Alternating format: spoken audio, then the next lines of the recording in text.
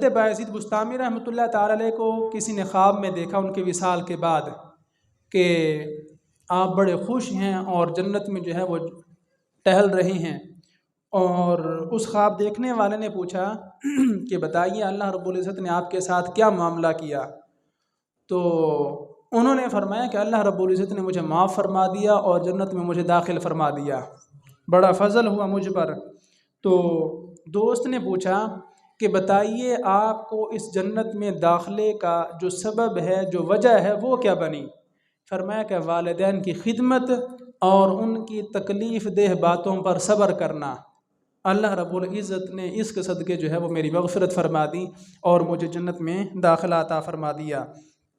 تو والدین کی خدمت آج کی جو نوجوان نسل ہے وہ اپنے اوپر ہم لازم سمجھیں، اور یہ ہم نے لازم نہیں کی بلکہ اللہ رب العزت نے لازم کی ہے۔